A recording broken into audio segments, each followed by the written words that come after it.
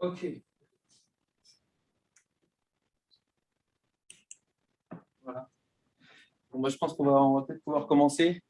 Allons-y. Alors, bon, bien sûr, après quelques petits soucis techniques normaux. Écoutez, on va démarrer. Donc, merci d'être présent. Bienvenue à cette conférence avec aujourd'hui Annie Gaud de Silpay qui va vous présenter du coup les enjeux du paiement mobile en Chine. Vous savez qu'il se passe énormément de choses dans ce domaine-là. Et donc, vous allez avoir une personne qui connaît bien ce domaine puisqu'elle a créé sa société de FinTech. Donc, elle vous en parlera beaucoup mieux que moi. Moi, j'ai juste une minute pour vous expliquer un petit peu le contexte, parce que je pense que tout le monde connaît un peu l'Institut Confucius. Pour ceux qui ne connaissent pas, on a des cours de chinois des affaires en particulier, et des événements culturels. Et la partie intéressante aussi, et là, c'est cette tarif conférence-là, c'est des conférences plus orientées business, avec des formations business.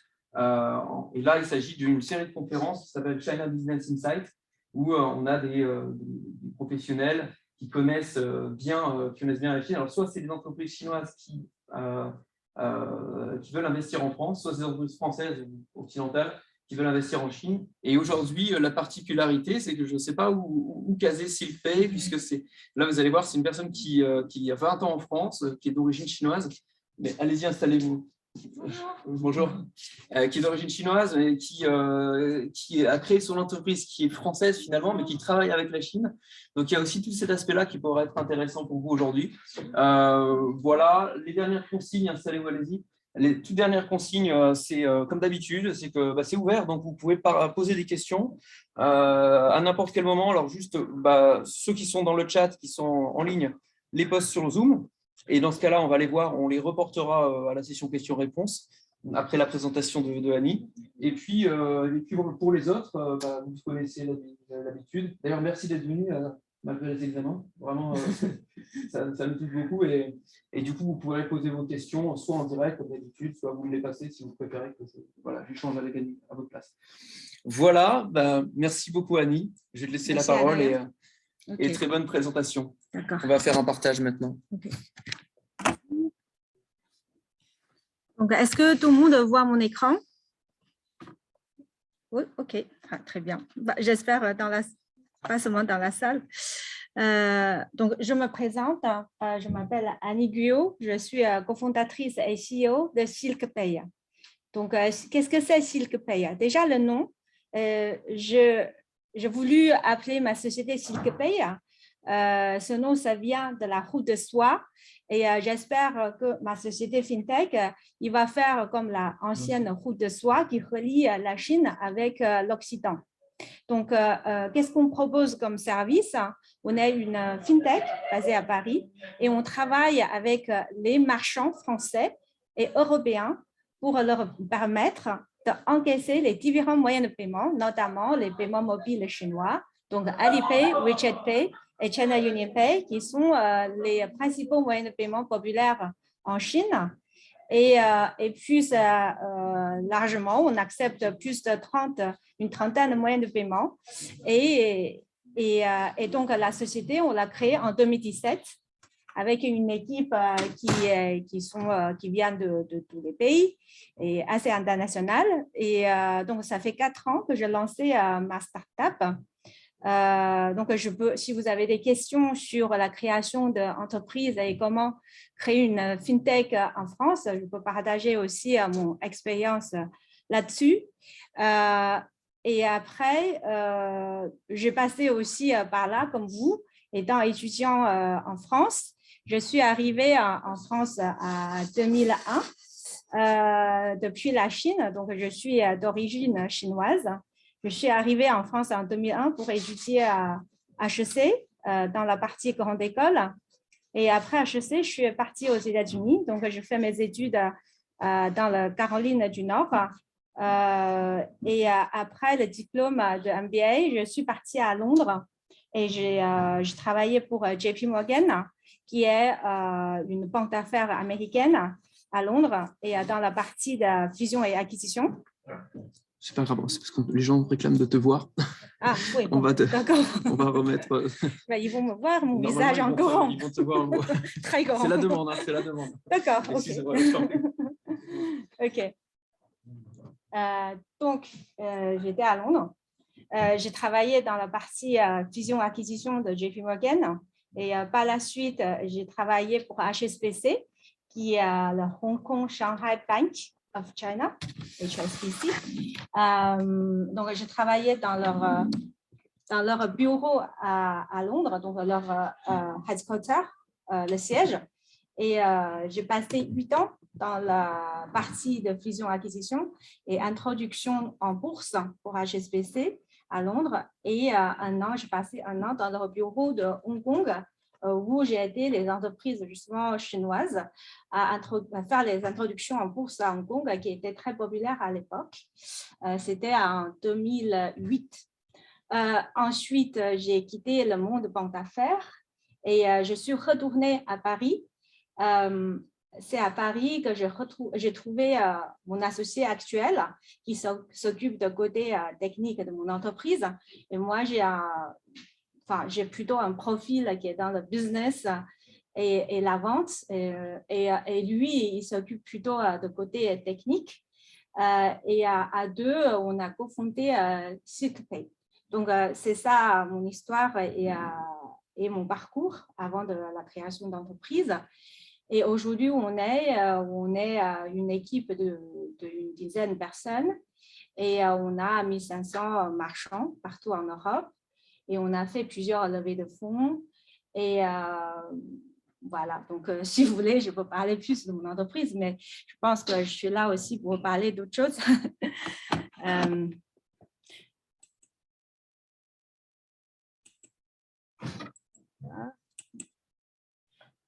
Donc, j'aimerais bien savoir qui parmi vous a déjà utilisé un paiement mobile, donc c'est-à-dire payer avec son téléphone portable.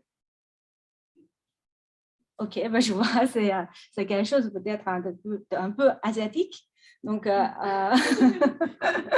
c'est vrai que tout vient l'idée de créer SilkPay pour faciliter les paiements mobiles. C'était en 2015, en fait, pendant mon voyage en Chine pour voir mes parents, j'ai vu en 2015, c'était le début de l'ascension de Alipay et ensuite, c'était de WeChat Pay. Et donc, ce qui m'a vraiment choqué, c'est que j'ai passé longtemps en Europe et quand je suis rentrée en Chine, je ne pouvais pas commander un taxi. Il y avait très peu de taxis dans la rue et ce n'est pas comme ici que si on a besoin de taxi, on peut utiliser Uber ou bien on peut les trouver quand même. Mais en Chine, c'était déjà à 2015 et je n'arrive pas à trouver un taxi parce que ça se commande en ligne avec les applications dédiées.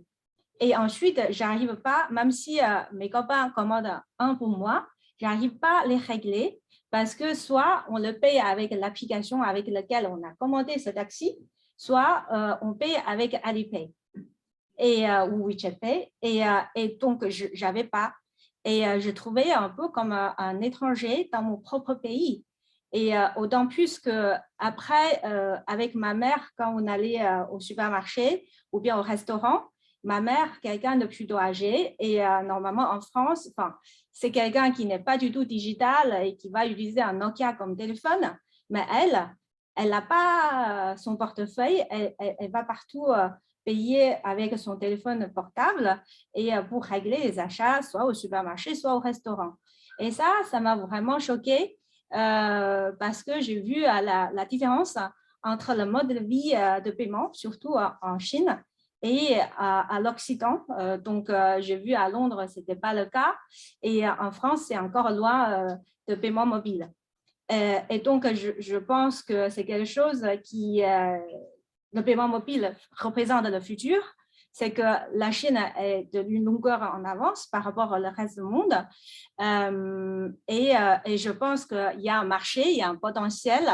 Et je veux bien me lancer là-dessus pour justement évangéliser et faciliter les paiements mobiles. C'est comme ça que j'ai commencé.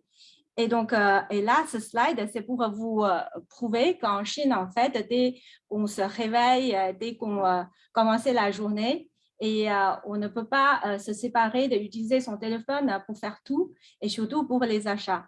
Et en fait, les Chinois, pour la plupart, même ceux qui sont plus âgés, ils ont pu utilité avec leur portefeuille.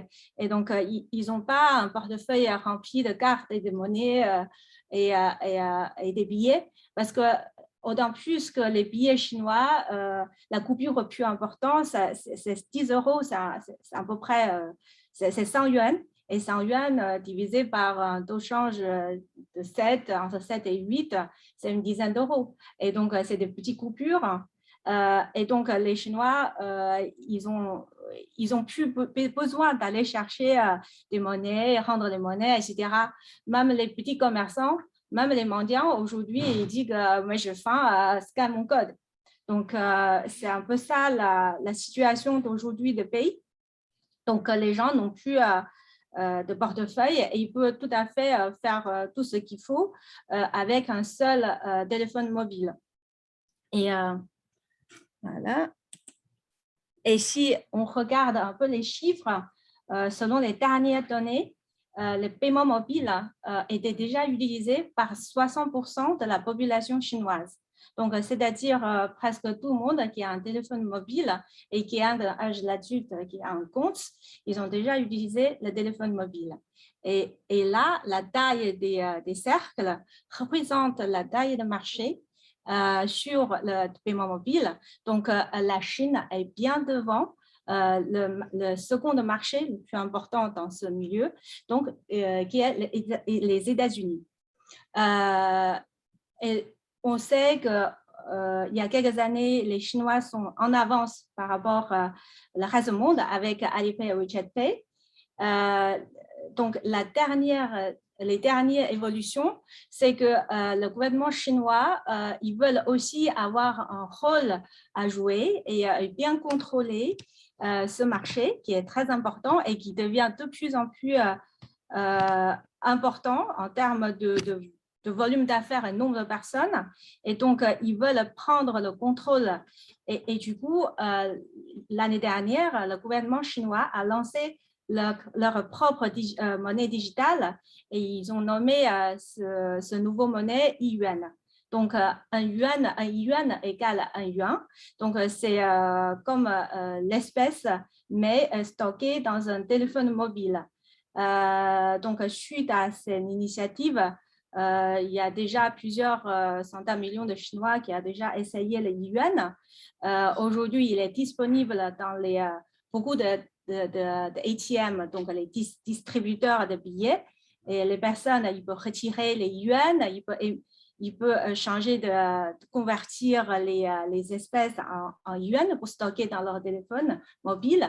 Et depuis cette initiative, il y a aussi les États-Unis qui veulent suivre la Chine et lancer leur propre monnaie digitale. Donc, ça sera le e-dollar.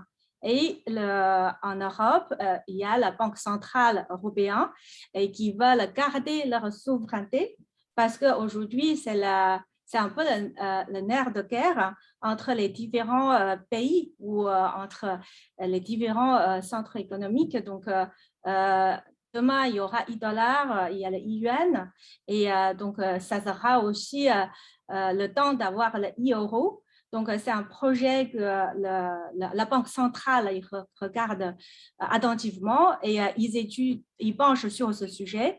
Et donc, ils pensent que c'est peut-être à l'horizon de 2025. Donc, on pourrait avoir quelque chose là-dessus plus détaillé sur la naissance de l'e-euro. Alors, donc, pourquoi on a un tel appétit pour la monnaie électronique, donc les paiements mobiles ou bien tout simplement le e-currency de chaque pays. Donc, déjà, le premier avantage, c'est que ça remplace l'espèce. Donc, il y a bien sûr l'avantage évident, c'est que c'est beaucoup plus facile à transporter. C'est sur un téléphone. On n'a pas à faire avec les billets. Et du coup, c'est pour la banque centrale, c'est moins de coûts. Par exemple, quand la Banque centrale, il émet le yuan, ça remplace l'impression de tous les billets, donc c'est un coût en moins. C'est beaucoup plus facile à contrôler. Par exemple, la monnaie électronique, donc avec Alipay et WeChat Pay, en fait, chaque compte de ces wallets, il est lié avec une pièce d'identité. Et en Chine, en fait, toutes les pièces d'identité, tous les passeports, ils sont rentrés dans une base de données. Il est contrôlé. Donc, et les comptes de Alipay et WeChat Pay sont nominatifs. Donc, le gouvernement ou les entreprises comme Alipay ou WeChat Pay, ils peuvent contrôler, ils regardent près de ce qu'on achète, ce qu'on reçoit, ce qu'on paye, et ils regardent attentivement chaque transaction. Et, tandis que ce n'est pas du tout le cas pour aujourd'hui les paiements en espèces, par exemple. Donc, il y a une transparence là-dessus. C'est que si le gouvernement il veut contrôler telle transaction, telle personne, grâce à la monnaie électronique, ils arrivent à le faire assez facilement. Pour donner un exemple, par exemple, si avec une crise comme Covid, il y a la Banque centrale américaine, ils veulent injecter plus de liquidité dans l'économie pour donner des incentives aux gens de consommer plus pour relancer l'économie. Aujourd'hui, ce qu'il fait, c'est qu'il baisse les taux d'intérêt de banque centrale. Quand la banque centrale prête aux autres banques, le taux d'intérêt, il est plus bas, il est moins cher. Donc, l'argent, il est moins cher. Et donc, après, les différentes banques commerciales, quand il fait un prêt aux entreprises, le taux va être plus intéressant, ainsi de suite. Et donc, il y aura plus de liquidité sur le marché, mais l'effet, ça va prendre plus de temps. Et donc, la relance de l'économie, ça va arriver plus tard. Mais avec la possibilité, avec le yuan, le gouvernement chinois, tout simplement, s'il veut, il peut émettre des yuan destinés à certaines personnes. S'ils disent que c'est d'argent, c'est pour aider les plus pauvres.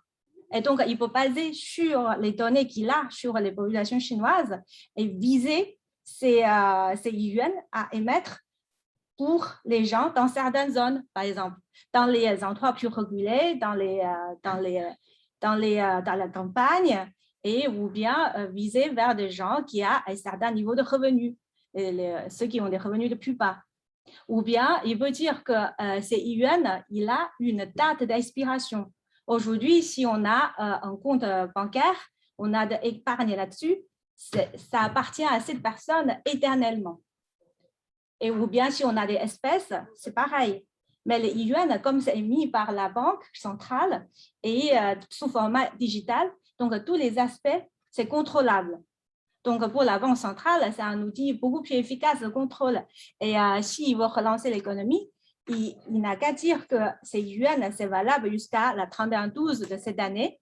Et si vous n'avez pas déjà utilisé ces monnaies pour la dépense, et demain, ça vaut 0. Et donc, qu'est-ce que les gens vont faire? C'est qu'au lieu d'attendre et de retarder leur consommation, il va utiliser cet argent-là qu'il a reçu sur son téléphone tout de suite aujourd'hui. Et donc, l'impact sur l'économie, ça va être plus immédiat. Donc, ça, c'est un autre avantage également. Et ensuite, d'autres avantages de monnaie électronique, c'est aussi sur... aujourd'hui, il y a un grand thème, c'est le thème de contrôle, d'antiterrorisme, anti-blanchiment d'argent. Et c'est un vrai sujet lancé par les différents gouvernements et sur les institutions financières. Et par exemple, si vous savez, la personne, les terroristes qui ont fait les attentats en France, ils ont acheté leurs explosifs et les armes avec un paiement à 3 fois. Et donc, c'était fourni par une des banques principales. Et donc, il y a pour contrôler en fait tout ça, si on avait le système de monnaie électronique, on pourrait lier tous les consommations par rapport à l'identité de la personne et ça permet au gouvernement, à la police de contrôler plus facilement chacun et empêcher faire des transactions qui n'est pas voulu. Et donc, il y a tous ces avantages-là. Si on regarde les parts de marché, aujourd'hui, en Chine, on a 2 monopolies. En fait, le marché est vraiment dominé par Alipay et WeChat Pay. Et c'était une bonne chose quand c'était 2 entreprises qui étaient lancées pour évangéliser ces modes de paiement. Et aujourd'hui, le gouvernement chinois le voit pas forcément d'un œil bienveillant, dans le sens que les ils monopolisent le marché et du coup, ça empêche en fait les autres sociétés d'émerger et de prendre la part de marché. Et donc, justement, depuis l'année dernière, par exemple, le gouvernement chinois a stoppé, a arrêté le début d'introduction en bourse de Alipay. Et aussi, ils ont donné des amendes très importantes à Alipay et WeChat Pay, justement parce que c'était pour la raison de concurrence déloyale et pour leur donner des leçons. Et du coup, suite à ça, le gouvernement chinois a aussi lancé leur propre monnaie électronique qui est de yuan. Donc, c'est le gouvernement chinois qui va prendre dessus. Et pour les adoptions, avant, il n'y avait que Alipay, WeChat Pay et les autres petits portefeuilles électroniques émis par les différentes entreprises chinoises. Et aujourd'hui, il y a le yuan qui vient du gouvernement chinois qui va les concurrencer. Et je pense que ça va petit à petit prendre la part de marché d'Alipay, WeChat Pay pour une simple et bonne raison, c'est que c'est gratuit pour les consommateurs. Et c'est aussi gratuit pour les marchands. C'est le contraire, ce n'est pas le cas pour Alipay WeChat Pay. Pour les consommateurs, quand on paye avec Alipay WeChat Pay, c'est gratuit. C'est comme si on paye avec les cartes bancaires, c'est gratuit. Mais pour les marchands qui acceptent les monnaies électroniques, ce n'est pas gratuit. Ils doivent payer entre 0,5% jusqu'à 3%. Donc, il y a des taux différents selon les monnaies, les devises, etc. Mais c'est quand même un frais assez important pour les marchands de supporter. Donc, s'ils peuvent prendre yuan, il ne va pas prendre Alipay ou WeChat Pay. Et aussi, comme yuan, il est émise c'est une devise qui est émise par le gouvernement central, en fait, il est illégal pour les marchands de le refuser. Donc, aujourd'hui, si un marchand, il peut choisir de ne pas accepter Alipay ou WeChat Pay, mais il ne peut pas dire que ici, je ne prends pas yuan. Si tu veux le consommer ici, et s'il est équipé pour l'accepter, il ne peut pas le refuser. Parce qu'il est illégal de refuser la monnaie officielle du pays. Et aussi, l'Alipay WeChat Pay, c'est quand même des entreprises privées en Chine. Et donc, il y a aussi cette crédibilité envers des établissements. Donc, si ces achats Alipay et WeChat Pay ne paient pas les marchands, et donc il y a toujours ce risque. Mais yuan, il est backup, donc il est émis par le gouvernement central. Donc, c'est sur le crédit de pays. Donc, il est quand même beaucoup plus crédible que les entreprises privées. Donc, il y a tous ces facteurs. Voilà. Donc, je ne sais pas si vous pouvez me dire combien de vous connaissez Alipay. Vous avez déjà entendu parler d'Alipay. En fait, Alipay, ça a commencé et c'était une branche qui vient de groupe Alibaba. Donc, groupe Alibaba, c'est bien sûr créé par Jack Ma en Chine, à Hangzhou, précisément. Et aujourd'hui, Hangzhou, c'est vraiment la ville de Alipay, de Alibaba. Et ça a vraiment entraîné le développement économique de la ville. Et leur tour, c'est très impressionnant de Alibaba et Alipay. Et en fait, au début, ils avaient Alibaba a monté cette plateforme de e-commerce et ils cherchaient en fait le paiement, les moyens de paiement et à mettre sur sa plateforme. En fait, ils ne trouvent pas quelque chose qui correspond à leurs besoins. Les grosses banques, ils ne veulent pas travailler avec eux ou bien leur service n'est pas adapté et ils cherchent une solution, mais ils ne trouvent pas. Et c'est comme ça qu'ils ont décidé d'aller créer Alipay, donc qui au début, c'était pour servir aux vendeurs qui est sur la plateforme de Taobao, qui est lancée par Alibaba. Et au début, Alipay, ça comporte comme un tiers de confiance. Donc, ça veut dire qu'il y a des vendeurs qui viennent sur Taobao pour vendre leurs produits. Alors, au début, il y a beaucoup de problèmes de qualité et contrefaçon, surtout de contrefaçon. Et donc, il y a des vendeurs qui vendent, mais ils ne livrent pas. Et alors, il y a beaucoup de plaintes. Et alors, ils ont lancé l'Alipay comme tiers de confiance. Un acheteur, il paye à la plateforme, l'Alipay garde de l'argent. Donc, uniquement quand l'acheteur il dit que bon, moi, j'ai reçu le marchandise, je suis content de cet achat, je appuie sur le bouton, vous pouvez régler le vendeur maintenant. Et l'Alipay, il laisse partir l'argent pour régler le vendeur. Donc, c'est un tiers de confiance sur la plateforme de Taobao. Et après, donc, c'est à partir de ce moment-là, ça a développé et après, ça devient un e-wallet. Et aujourd'hui, l'Alipay, il a beaucoup plus de fonctions qu'un e-wallet simple. Donc, pour donner un exemple, quelque chose de bien utile, c'est qu'ils ont aussi une ligne de crédit. En fait, c'est un peu comme une carte de crédit sans qu'on fasse une demande. En fait, c'est qu'eux, ils vont automatiquement prendre toutes les données comme Alipay, il a déjà la pièce d'identité, il sait qui tu es. Et puis, ils ont beaucoup de historique de transactions que tu as déjà fait sur Alipay. Donc, là, il sort un crédit, un rating de ton crédit, niveau de crédit. Donc, ça s'appelle Zhima Xingyong. Zhima, c'est sésame, en fait. Et donc, avec ce niveau de crédit qu'on a chez Alipay, ils peuvent décider si ils t'accordent une ligne de crédit qui s'appelle Huabei. Huabei, c'est une ligne de crédit sans une carte de crédit, mais qui est donnée par Alipay et qui te permet de faire les achats sans payer. Après, et de faire rembourser sur ton compte. Et donc, ça, c'est quelque chose qui est très utile.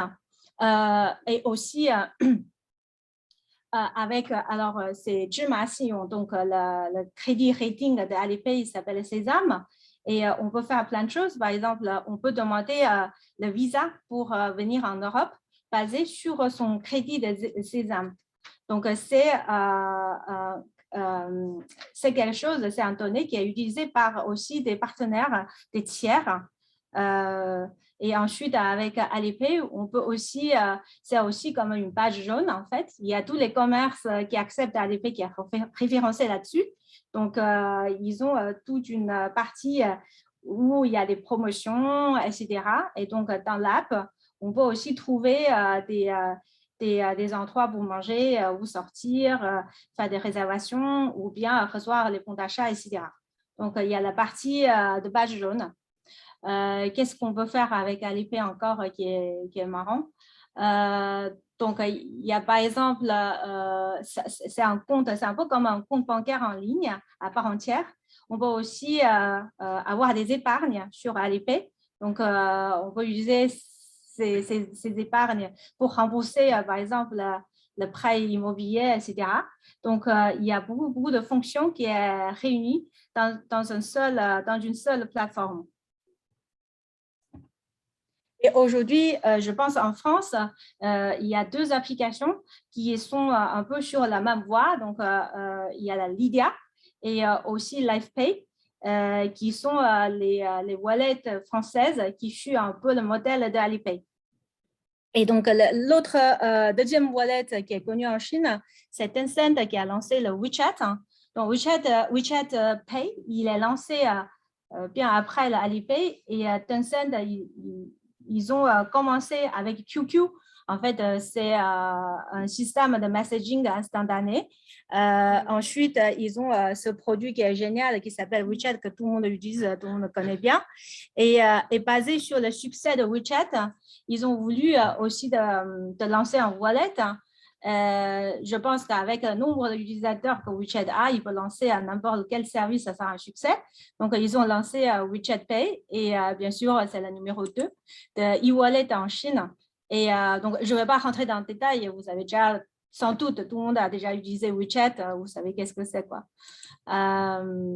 Voilà. Et donc, aujourd'hui, en Europe, comment on travaille avec ces gens-là en Chine, c'est qu'il y a une problématique à résoudre.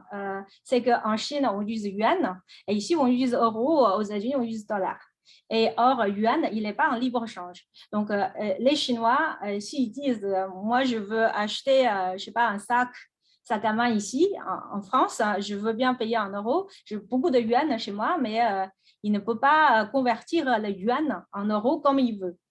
Donc, chacun a une limite annuelle de 50 000 US dollars qu'il peut utiliser pour convertir le yuan en euros ou en d'autres devises étrangères. Et passer de cette limite, il peut pas échanger de yuan contre d'autres devises. Et donc, alors, aujourd'hui, nous avons ce système en partenariat avec Alipay, WeChat Pay et UnionPay. C'est qu'on permet aux marchands d'encaisser en devises, donc en euros pour les marchands européens. Et les Chinois, ils peuvent payer de leur côté en wallet, donc Alipay, WeChat Pay, en yuan. Donc, ça résout le problème de conversion. Et donc, ce qu'on propose aujourd'hui, c'est un service avec un seul QR code qui réunit plusieurs wallets en même temps. Donc, par exemple, on accepte Alipay ou WeChat Pay. Et Alipay, en fait, il est en train de lancer un programme mondial qui s'appelle Alipay Plus. Donc, ça veut dire, dans l'écosystème d'Alipay, il n'y aura pas que les wallets Alipay chinois.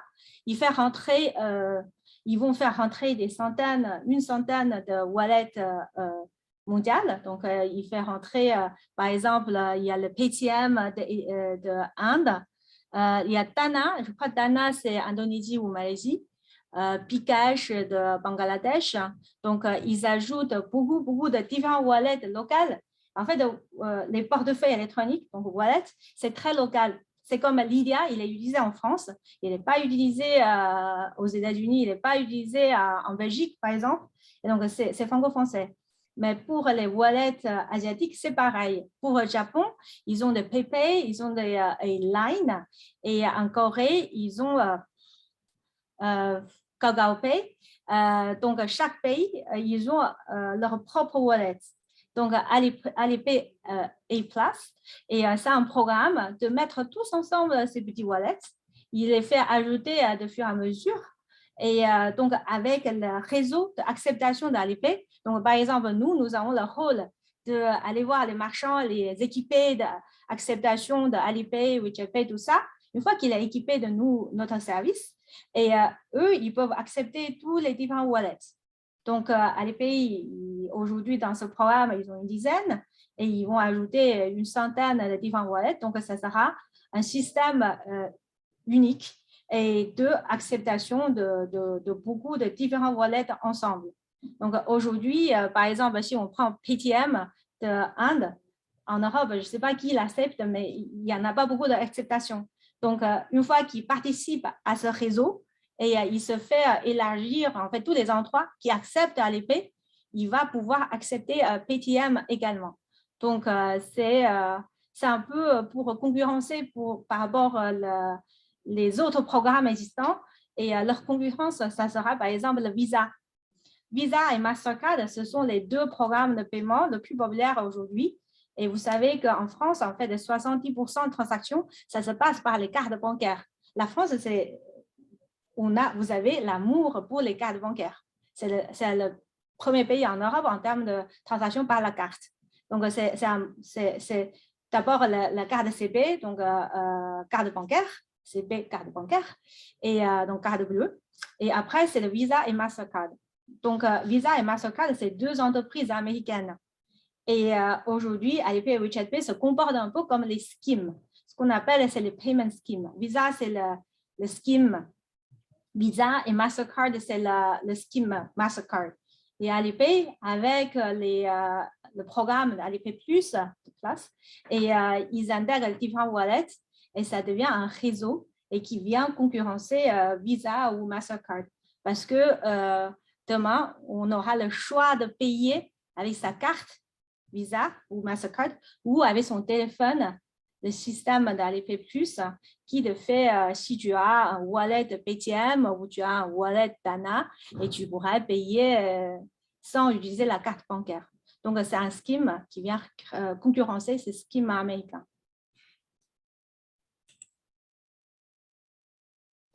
Bon, je ne vais pas rentrer dans les détails, mais en gros, les magasins, ils peuvent accepter ces paiements mobiles à travers soit un QR code, ils affichent un QR code, les clients scannent avec son téléphone pour faire le paiement, soit le magasin il peut avoir un téléphone mobile de son côté, il peut scanner aussi le QR code de utilisateurs finaux, donc les consommateurs.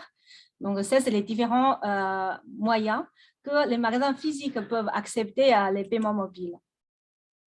Principalement, le paiement mobile, c'est avec deux technologies. Soit c'est avec un QR code, donc quelqu'un scanne, donc une personne, il peut scanner le QR code de l'autre personne pour faire l'encaissement. Soit c'est avec NFC. NFC, c'est ce qu'on connaît, alors c'est en tapant le téléphone mobile sur un outil d'acceptation pour faire l'encaissement. Ou bien c'est sur le site e-commerce, c'est pareil. Sur le site, il peut montrer un QR code. Ce QR code, ça change par rapport à la transaction. Et c'est à l'usage unique de transaction. Et les personnes peuvent scanner ce QR code pour faire le paiement. Donc après, c'est les yuan, j'ai déjà parlé. Je pense que je vais lancer la partie de questions. Si je ne sais pas si vous avez des questions à me poser. Ici, on en a une dans le... T'en avais une, pardon? Oui. Mais quelle garantie de sécurité y a-t-il d'utiliser son téléphone? Parce que si tu payes ton téléphone ou un copain, il prend ton téléphone, il scanne, il fait un achat. Y a quelle garantie de sécurité y a-t-il en utilisant le téléphone? Sécurité, c'est au cœur de paiement mobile. Mais surtout, en Chine, on a quand même beaucoup de fraudes basées sur le système télécom. Il y a beaucoup d'arnaques comme ça. Mais en fait, le paiement mobile, il est beaucoup plus sécurisant par rapport au paiement carte, dans le sens qu'il y a une double identification. Ça veut dire qu'en fait, quand on fait le paiement, ça ne passe pas automatiquement. Et il y a un scannage avec le téléphone, il va scanner le visage de porteur de téléphone. Donc, il y aura une identification. Mais tandis qu'avec la carte, donc, si on connaît le code, on peut déjà autoriser la transaction. Et des fois, il ne faut même pas le code, il faut juste un scan avec la carte. Donc, en fait, le paiement par mobile, c'est encore plus sécurisant que cela. Donc, il faut déjà connaître le mot de passe de téléphone pour pouvoir faire la transaction avec le téléphone. Et ensuite, quand on confirme la transaction, soit on saisit un mot de passe, soit le téléphone va scanner le visage. Donc, en fait, le paiement par téléphone, c'est encore plus sécurisant dans le sens que si c'est un paiement en ligne par carte, ça peut être quelqu'un qui a volé la carte et donc il saisit le numéro de code, etc. Il fait une transaction, un achat en ligne. Et derrière, il peut contester son achat. Il dit que ce n'est pas moi. Quelqu'un a volé ma carte. Je ne sais pas ce que c'est, ce n'était pas moi. Mais avec un achat avec le téléphone mobile, il ne peut pas parce que tu as identifié déjà en scannant ton visage. C'est forcément toi. Ce va être quelqu'un d'autre. Parce qu'ils arrivent à utiliser des technologies très pointues pour identifier la personne. Et donc, il n'y a plus de contestation possible. Ça doit être le porteur de portefeuille qui peut faire la transaction. On a une seconde question pour rester sur le risque. Est-ce qu'on entend déjà? Ça va? Ouais. D'accord. Est-ce que ce ne serait pas dangereux d'avoir toutes nos données bancaires à la disposition de l'État, par exemple dans le contexte du Covid et, alors je lis le chat, et partant sur le principe que tout le monde a son compte bancaire sur l'application de l'État, on pourrait couper les virements et l'argent du compte d'une personne, par exemple pour le fait d'être vacciné ou pas être vacciné. C'est un exemple extrême, mais ce n'est qu'une illustration. Voilà, ça, c'était une question qui est posée dans le chat.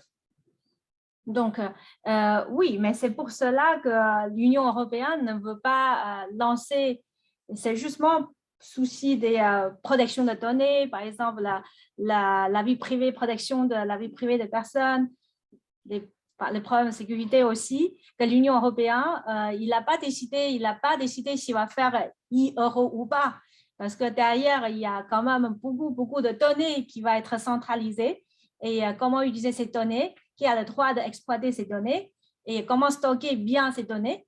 Et tout ça, c'est quand même des grosses questions à poser. Et donc, jusqu'à là, la Banque centrale n'a pas dit si on va le faire et comment on va le faire. Il a juste donné un deadline 2025 pour avoir une réponse à ces questions-là. Mais comme vous savez, en Chine, c'est très différent. Donc, le gouvernement central, il ne va pas forcément demander un sondage général pour décider si on va lancer un yuan ou pas. Donc, ils jugent, c'est pour l'intérêt de tous, qu'ils ont ces outils-là et le plus avancé au monde aujourd'hui. C'est quand même le premier pays, première économie qui est important, qui a lancé yuan, leur monnaie digitale. Et donc, ils pensent que, enfin, finalement, c'est un outil qui est assez puissant pour contrôler la population et justement de contrôler tout ce qui est de blanchiment d'argent, antiterrorisme. Donc, ils vont l'utiliser pour appliquer leur politique et ce qu'ils jugent qui est juste pour la population, quoi. Ouais. Mais c'est un outil très puissant et qui peut être double tranchant. Ouais. Moi, je continue dans le chat. On a pas mal de questions. C'est avec SILPay, y a-t-il un montant limite annuel pour les paiements en euros depuis un compte en 2022 et ici, avec quel niveau de commission? Ok, c'est un potentiel marchand. C'est un client. D'accord, non, je rigole.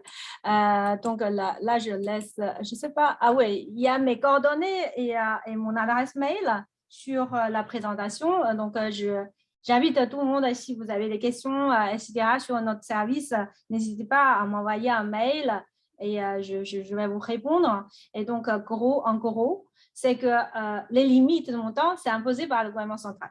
C'est le gouvernement chinois qui décide combien on peut faire.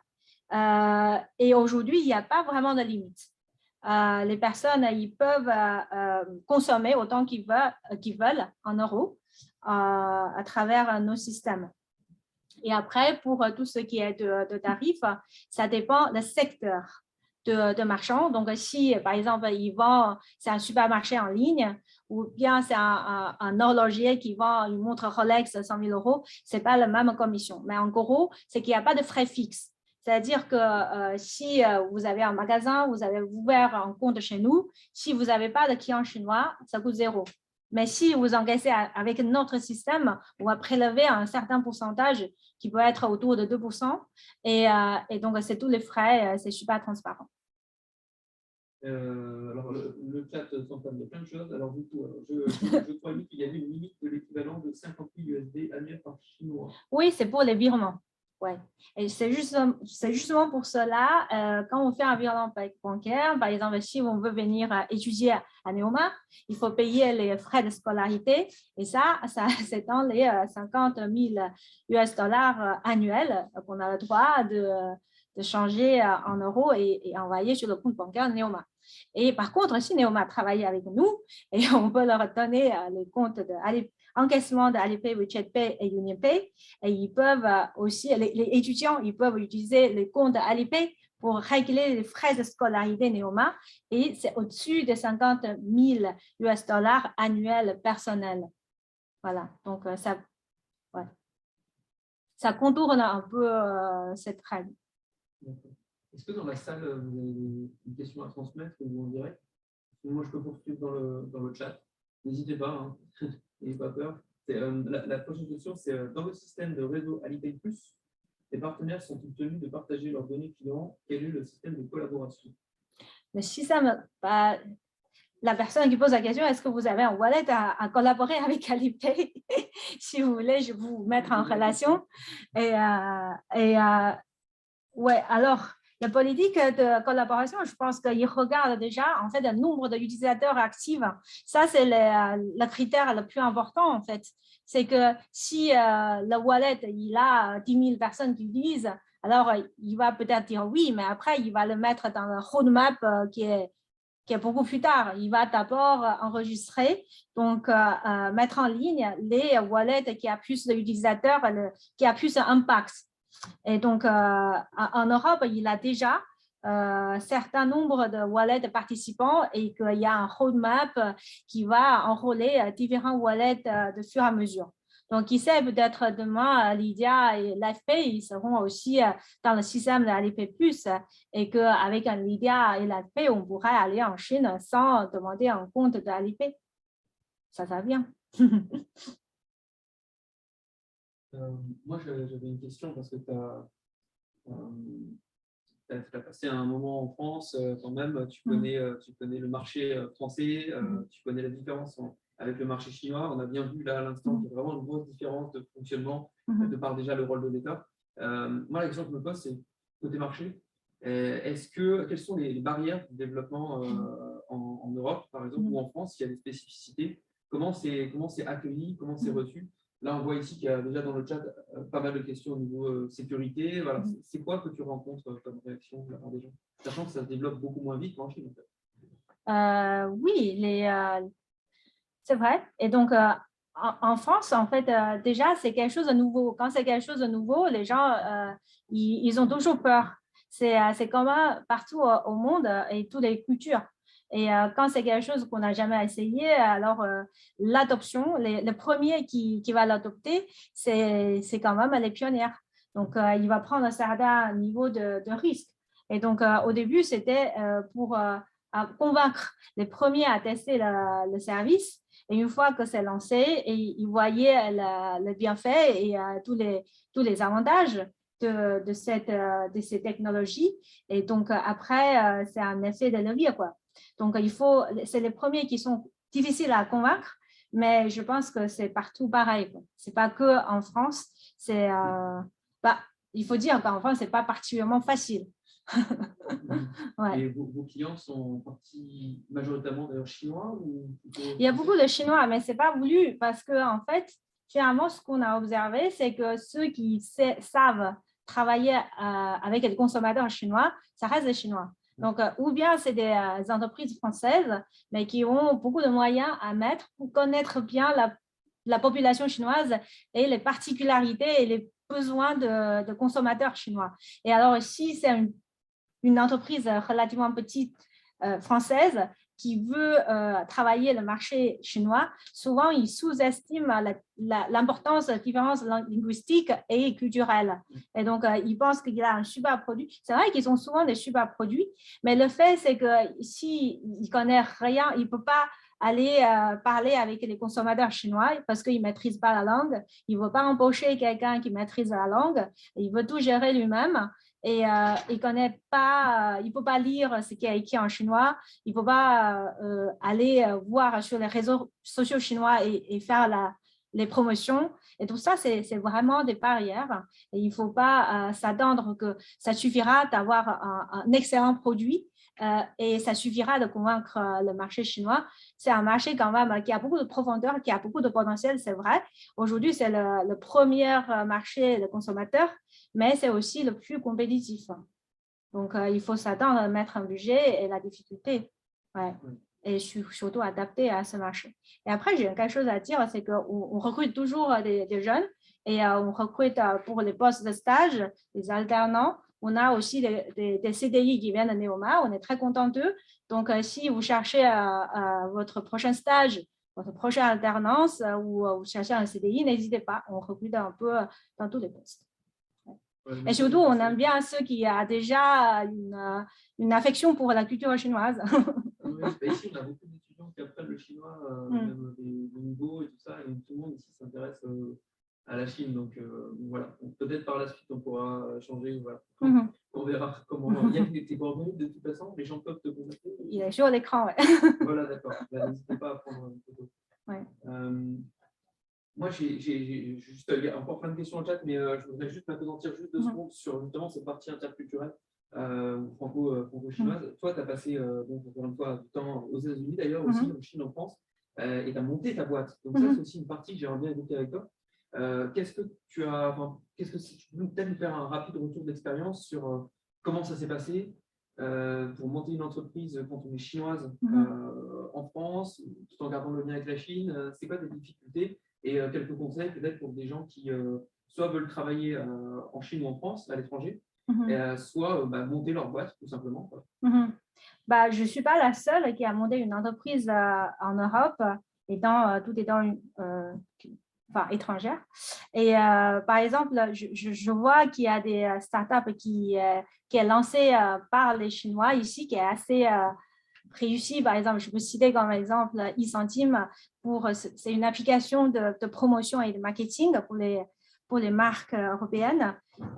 Ça fait longtemps que ça existe et ça développe assez bien. Par exemple, il y a Alors Fin, c'est équivalent de Uber Eats et Deliveroo, mais fait pour les restaurants chinois. Et je pense que ça existe encore en chinois d'ailleurs. Et Hungry Panda qui fait la même chose et qui est lancé par des Chinois qui habitent à Londres. Voilà. Donc, ça, c'est des applications que je vois et qui s'est bien développées en Europe et qui sont lancées par des Chinois. Donc, je pense que créer des entreprises en France, ce n'est pas particulièrement difficile. Et étant étranger et pour créer une entreprise française, c'est vrai qu'on rencontre plus de difficultés. Mais aussi, il faut se rendre compte que par rapport au marché en Chine, le marché de start-up et création d'entreprises, c'est quand même beaucoup plus facile, si on peut dire, parce qu'en Chine, vu qu'il y a une base de 1,7 milliard de personnes, et beaucoup de personnes, la concurrence est beaucoup plus intense par rapport à la France. Et donc, si on lance sur un nouveau créneau et on a une bonne idée, on se lance une start-up en Chine et il y aura déjà 1000 start-up similaires qui s'est lancé sur le même créneau. C'est quand même très, très difficile à trouver une idée qui n'existe pas déjà. Et surtout, en Chine, il y a déjà Alibaba et il y a aussi Tencent et ByteDance qui sont très importants et qui sont dans tous les milieux possibles. Donc, dès qu'on a une bonne idée, et après, quand tu cherches à lever des fonds en Chine, ils vont te dire que, alors pourquoi, dis-moi, si ByteDance ou Tencent veut se lancer sur ton créneau, comment tu pourrais te défendre? Mais la réponse est que tu ne peux pas. Quand quelqu'un qui a aussi de données, autant de données, autant de nombre d'utilisateurs comme Tencent, comme ByteDance, qui a vraiment la main sur tous les consommateurs, sur toutes les personnes en Chine, et que tu ne peux pas lancer sur un produit et en disant que si Tencent vient me concurrencer, je peux me défendre. Mais tu ne peux pas. C'est quasiment impossible. Donc, je pense que c'est un climat, c'est un contexte quand même beaucoup plus dur. Créer une entreprise en Chine par rapport à ici, quoi. Par exemple, si je veux faire un food delivery en Chine comme Deliveroo, mais c'est impossible. Il y a déjà tellement, il y a Meituan, il y a tellement de concurrence. Et alors, si j'ai un certain nombre d'utilisateurs, il y a Alibaba qui va lancer dans un créneau avec la base clientèle qu'il a déjà, il peut me tuer un jour à l'endemain. Donc, c'est quelque chose qui est très difficile à se défendre. Tandis qu'en France, il y a quand même, c'est un marché qui a relativement moins de compétition. Et surtout, dans le monde fintech que je connais un peu, je pense qu'il reste encore beaucoup de choses à faire. Il y a tout à imaginer. C'est comme Facebook, ils ont lancé le nouveau mode de Meta. Est-ce que Metaverse, ça sera la vanne, le créneau pour demain? Il y aura des différentes applications, les différentes entreprises qui vont se lancer sur Metaverse. En France, qui sera la licorne qui va se créer dans ce domaine. Donc, il y a quand même, en ce moment même, il y a quand même beaucoup d'idées à tester et à approuver et à lancer sous la forme de start-up. Je pense qu'en Europe, enfin, je préfère lancer des start-up en Europe et que dans mon propre pays. Ouais. Et nous, pour votre fonctionnement, c'est en plus de votre équipe de 10 personnes à Paris, avez-vous une équipe en Chine? Et moi, je rajouterais… Ah non, je n'ai pas d'équipe en Chine, on est 100% en France. D'accord, oui, mais alors comment ça fonctionne alors, pratiquement? C'est-à-dire, il y a Alipay, ça on comprend, mais vous n'êtes pas Alipay, vous fonctionnez en sorte d'intermédiaire. Quelle est votre relation? En fait, c'est qu'on est une plateforme technique. Donc, on fournit toute la technologie autour de paiement mobile et aux marchands. On fournit ces services. Et derrière, on est des partenaires de Alipay, WeChat Pay et de UnionPay. Et donc, notre système est intégré dans leur système. On est interconnectés. Et donc, grâce à notre technologie, et les marchands peuvent passer des transactions avec Alipay, le système de Alipay, WeChat Pay et UnionPay. Donc, tout comme aujourd'hui, si on est un marchand, on va accepter les cartes. Si on monte un site e-commerce, on va accepter Visa, Mastercard et on va contacter notre banque pour installer des plugins ou des API sur le site de e-commerce pour accepter les paiements. Et au lieu de contacter la banque traditionnelle, vous pouvez nous contacter et on va faire la même chose que la banque, en fait. Donc, en fait, le rôle de FinTech, c'est d'aller challenger, de challenger les différents rôles traditionnels de la banque et essayer de proposer un meilleur service qui a pu s'adapter aux besoins des marchands d'aujourd'hui. Ouais. Et on parle de banque, ça tombe très bien. Il y avait une question qui avait été posée avant la conférence, avant qu'on la lance. C'était, en fait, en effet, c'est le rôle des banques jusqu'à maintenant. Mais là, vous allez d'une certaine façon les remplacer. Mais il y a des règles qui s'imposent aux banques qui, du coup, ne s'imposeront pas à vous. Est-ce que, par exemple, il y a des obligations d'un certain montant qui serait, je crois que c'est BAL 3, non? Mais en fait, on est soumis au même règlement que les banques, en fait. C'est qu'en fait, en France, il y a un cadre qui est un régulateur qui s'appelle ACPR, et c'est eux qui régulent les banques. Et là, on est en train de demander un agrément auprès de cet établissement, enfin cet organisme en France, pour avoir la licence de monnaie électronique, donc pour émettre les monnaies électroniques. Donc, on sera un établissement régulé au même titre que les autres banques ou les autres fintech, si on peut dire. Donc, en France, il y a bien de régulation là-dessus et on sera régulé très bientôt l'année prochaine. Et aujourd'hui, on est content d'agir dans la capacité de fournisseurs de technologie. Donc, aujourd'hui, on ne touche pas les flux financiers. L'argent, ça vient de Alipay, WeChat Pay, de UnionPay et il va directement sur une banque qui est en connexion avec eux en Europe, avec licence bancaire en Europe. Et de cette banque, ça va dispatcher, ça va arriver sur le compte bancaire de marchand. Donc, l'argent ne transite jamais sur notre compte à nous. Donc, on ne touche pas les flux financiers. Et donc, du coup, on n'est pas régulé. Une fois qu'on est régulé, on pourrait faire beaucoup plus de services. Donc, dans le roadmap, on ne va pas seulement faire l'encaissement pour les marchands, on va aussi proposer un compte en ligne pour les marchands, comme vous pouvez demander à votre banque dans l'agence, vous devez demander un compte bancaire et chez nous, vous pouvez demander un compte en ligne. Et vous pouvez aussi avoir une carte bancaire qui est liée à votre compte. Donc, ça va arriver l'année prochaine. C'est un produit qu'on va lancer une fois qu'on a l'agrément. Et alors, je continue. Comment fait-on dans le cas d'une panne de… Sauf si quelqu'un… Non. Alors, comment fait-on dans le cas d'une panne de téléphone? Une panne de téléphone? Qu'est-ce qui se passe? Il faut changer le téléphone. Il faut changer le téléphone. On peut pas se le faire voler, il y a une sécurité peut-être pour… c'est la même chose. En fait, il y a souvent des gens me demandent s'il n'y a plus d'Internet, comment vous faites? C'est un peu ça, c'est que ouais, aujourd'hui, notre existence dépend de certains éléments. Imagine s'il y a une panne d'électricité générale en France, je pense sous une semaine, on n'aura plus de nourriture. Mais désolé, on est quand même un fintech, donc sans Internet, sans électricité, on ne peut pas, quoi. Bien sûr, c'est sûr que c'est un changement. Là. Et comme nous, on ne l'a pas vécu encore en France, il faut savoir que pour contextualiser, nous, on a encore la carte bleue, mais il n'y a pas eu de carte bleue en Chine, en fait, si j'ai bien compris. On n'a pas de la carte bleue, ça n'existe pas en France. Et en Chine, le développement de cartes crédit, ça arrive très tard. Donc, on avait des cartes qui représentent le compte, mais ça arrive tardivement. C'est un peu comme en Afrique, en fait.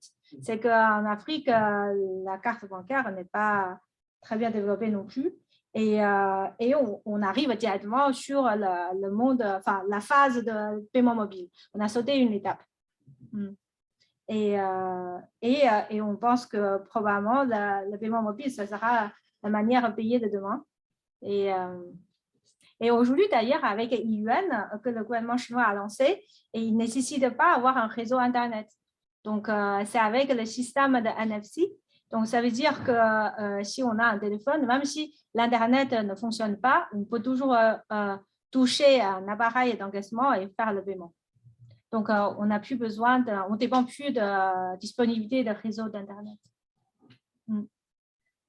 Encore une autre question, c'est qu'est-ce qui a fait que vous avez choisi la France pour votre société? Il y avait peut-être le choix des États-Unis ou d'autres pays. Bon, mis à part le fait que vous parlez très bien français, mais est-ce qu'il y a d'autres éléments ou c'était juste peut-être personnel? La France, c'est difficile de croire, mais c'est un très bon pays à vivre.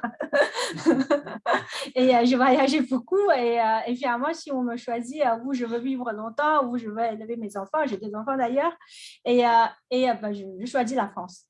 Et je ne sais pas, c'est le choix de tout le monde, avoir vécu en Asie ou aux États-Unis ou à Londres, mais c'est mon choix personnel et je pense que c'est un bon pays pour beaucoup c'est un pays qui a réuni beaucoup de facteurs qui peut rendre une personne heureuse. Donc, il y a quand même beaucoup d'opportunités professionnelles que dans le cadre pour lancer une entreprise ou bien pour travailler dans une autre entreprise. Il y a quand même beaucoup d'opportunités. Île-de-France, c'est quand même c'est un centre économique très important au niveau européen. Et de côté personnel, je pense que c'est un pays où on peut vivre bien avec pas un budget très, très important, contraire à Londres, qui a quand même des charges très lourdes à supporter, et surtout pour une famille. Et donc, je pense, et aussi Paris, ça reste le centre culturel, le centre du monde au niveau de culture et tout ça. Et c'est des choses pour lesquelles j'attache vraiment. Et donc, par exemple, j'ai vécu 1 an à Hong Kong. Et je pense que côté professionnel, c'est très bien. Côté personnel, c'est très bien parce que je suis chinoise, je suis proche de ma famille et de mes parents, même si c'est quand même à quelques milliers de kilomètres de où mes parents habitent. Mais de côté culturel, tout ça, ça manque beaucoup parce que par rapport à Paris, il y a toujours tout le temps, que ce soit concert ou exposition, chaque week-end, il y a quelque chose qui se passe, mais à Hong Kong, on va faire quoi? La plage. Bon, je ne vais pas plaindre pour la plage, mais si c'est tout le temps ça, c'est quand même, ça manque quelque chose. Donc, je pense que la France, c'est un bon compromis. Hein. Ouais. Et de côté création d'entreprises, le gouvernement français, quand même, ils ont beaucoup de programmes pour aider les startups. Donc, il y a le PPI, il y a tous les différents incubateurs. Donc, j'ai beaucoup été aidée par ces réseaux-là. Et donc, je pense que c'est un bon pays pour lancer une startup. Et puisqu'on a beaucoup d'étudiants dans la salle, on peut en profiter. Est-ce que vous auriez des conseils pour eux?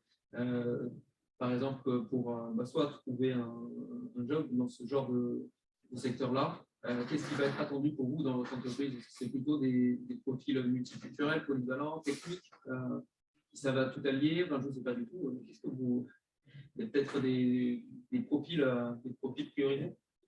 On a besoin de beaucoup de différents profils qui, par exemple, on a toujours besoin de ceux qui font des marketing digital parce que après Covid, en fait, c'est vrai, il y a une vraie transformation digitale dans tous les niveaux des entreprises, que ce soit des très grands corporates ou des PME.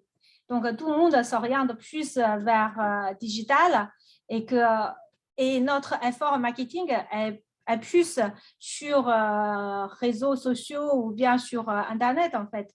Donc, on appuie beaucoup sur les inbound. Si vous voyez ce que c'est, ça veut dire qu'en fait, on augmente la réputation digitale de notre entreprise et on fait des SEO et donc sur le moteur de recherche. Et quand quelqu'un tape un mot, par exemple, je cherche un moyen de faire business avec la Chine, et boum, il y a notre site qui apparaît. Donc, c'est ce genre de choses. Donc, ça, c'est dans le domaine du marketing et on a une équipe qui travaille sur ça et qu'on cherche toujours des talents là-dessus. Ça, c'est un exemple. Et par exemple, on cherche aussi, peut-être en Neoma, c'est moins pertinent, c'est des développeurs tech, mais peut-être pas ça, mais on travaille avec les ingénieurs, enfin les écoles d'ingénieurs sur ça. Et sinon, par exemple, tout ce qui est de compliance et d'opération. Et chez nous, ce sera en fait quand il y a un nouveau client qui rentre en relation avec nous, comme tout établissement financier, on est obligé de faire ce qu'on appelle le KYC, c'est Know Your Customer. Donc, c'est une réglementation au niveau mondial, européen, c'est qu'on est tenu à prendre des pièces d'identité, par exemple, et savoir ce que l'autre fait et faire, par exemple, check pour voir si c'est quelqu'un qui est politiquement exposé, etc., etc. Donc, il y a tout ça à faire. Ça, c'est dans l'équipe de l'opération. Et sinon, on a le besoin dans la finance et aussi BizDev, très important. C'est que les business développeurs chez nous, il y en a qui font de porte-à-porte. Ça reste malheureusement tout, on ne peut pas tout faire sur Internet. Les contacts humains, c'est quand même important et ça dépend des tailles des marchands. En fait, c'est les deux extrêmes. C'est quand c'est un très grand client, donc un grand compte, il demande des rendez-vous physiques. Et si c'est un très petit marchand, il veut bien vous voir aussi physiquement.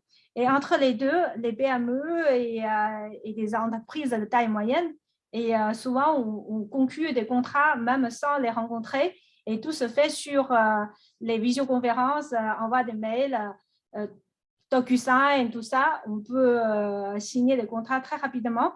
Mais sur les deux extrémités, par exemple, les grands comptes, c'est des cycles très longs de prospection et il faut les accompagner. Et malheureusement, on ne peut pas tout faire sur Internet et on est obligé de les voir régulièrement. Donc, on a besoin des commerciaux, des sales et plus d'avant. En fait. Est-ce que vous avez un avis sur l'actualité au niveau des crypto-monnaies? Ce n'est pas exactement le... Voilà, mais c'est quand même des monnaies digitales. Et ouais. Il y a eu une décision récemment, je pense fin septembre, d'interdire tout simplement en Chine cette utilisation-là. Est-ce que ça vous impacte ou pas du tout? Est-ce que ça va fermer ou ouvrir des marchés? Et même dans la vie des gens, en fait.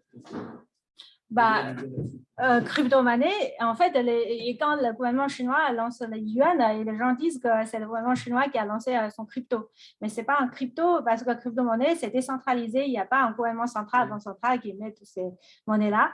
Et c'est anarchie. Mais justement, cet aspect qui est décentralisé, ça déplaît au gouvernement chinois parce qu'ils doivent tout contrôler pour s'assurer que tout se passe bien. Et du coup, ils ont lancé leur yuan qui est à leur initiative et ils ont interdit en même temps leur crypto-monnaie pour toute la Chine. Et en Europe, la crypto-monnaie, c'est permis. Et en fait, sur les établissements financiers, ce qu'on doit faire, en fait, c'est le KYC. C'est que les gens utilisent crypto-monnaie, il y a toutes sortes de profils, mais aussi ce qui est plus important, c'est de savoir c'est qui veut trader les crypto-monnaies. Tu es en train d'utiliser ce crypto-monnaie pour quelle activité. En fait, c'est une façon de dépenser ou faire des transactions, mais il faut juste identifier l'identité de la personne. C'est ça qui est le plus important. Et selon le régulateur. Donc, et en Chine, aujourd'hui, on peut posséder la crypto-monnaie, mais on ne peut plus le dépenser. Et donc, il y a beaucoup de Chinois qui ont des crypto-monnaies à l'étranger et ils cherchent des moyens à les dépenser à l'étranger et ils ne peuvent plus les rapatrier en Chine, etc., etc. Ouais. Mais je pense que la crypto-monnaie, c'est quand même la tendance et ça va rester très, très longtemps. Et même sur le marché chinois, ça va pas, c'est pas la fin de la crypto-monnaie en Chine. Ouais. Mais c'est vrai que c'est interdit en Chine. Je pense que c'est bon, il y a pas mal de questions déjà. Qu'est-ce que tu en penses? Tu veux dire un mot peut-être de fin ou on peut conclure? Oui. S'il n'y a pas d'autres questions. OK, donc merci beaucoup tout le monde. Oui, donc ça veut dire que est-ce que la banque centrale peut-être de Chine qui contrôle aussi cette comme WeChat, c'est parce qu'ils ont aussi un fonds. C'est la banque centrale qui les contrôle ou bien ils sont autonomes? Non, alors ça a été changé. Au début, c'était quand ils étaient petits, le gouvernement les laisse faire. C'était des entreprises privées, donc c'est des circuits chez eux qui ne mélangent pas avec le gouvernement central. Et depuis qu'ils ont pris des ampleurs, donc 2 ou 3 ans, et ils ont changé le gouvernement chinois. Ils veulent le mettre dans tous les réseaux bancaires, finances classiques en Chine. Et donc, tous les wallets comme Alipay, WeChat Pay, même ceux qui sont plus petits, et ils doivent en fait, ils doivent reporter aux banques centrales chinoises, au gouvernement chinois. Donc, aujourd'hui, en fait, de toutes les transactions qui se passent sur les wallets chinois, il est regardé et contrôlé par la banque centrale. Donc, ce n'est pas différent des transferts d'argent et transactions qu'on fait avec les systèmes bancaires. Il est pareil. Il est contrôlé et regardé de la même manière que la banque centrale. Avant, non, c'était indépendant, mais maintenant, ce n'est plus indépendant. Ouais. Écoute, moi, on ne me voit pas, mais je parle d'ici, tranquille, dans mon coin. Ok. Bonjour, c'est moi qui pose les questions depuis tout à l'heure. Merci beaucoup à Nigo. Je pense que c'est un exercice qui n'est pas toujours facile parce que c'est à la fois technologie, donc c'est pas toujours évident pour tout le monde. Le paiement mobile, ce n'est pas non plus un sujet que tout le monde connaît. Tu l'as dit tout à l'heure, c'est vraiment quand même du développement. Et tu as réussi à expliquer quand même à des gens qui des fois connaissent ou ne connaissent pas. Donc c'était vraiment moi, c'était enrichissant. Moi, j'ai quasiment tout compris, donc je suis très content. Et bravo pour ton français. Voilà. Moi, je vais juste dire aux étudiants que on va enchaîner pour ceux qui sont là par un Chinese Corner juste à côté. Donc ceux qui sont disponibles, n'hésitez pas à rester. Et quoi dire de plus, merci. Et puis, prenez les contacts de Annie. Bon, merci tout le monde. Merci. Merci beaucoup. Au revoir. Au revoir. Ouais, au revoir. Ici. Ouais, je vais arrêter là. Ouais, et moi je vais le couper de l'autre côté. Merci, super. Ok.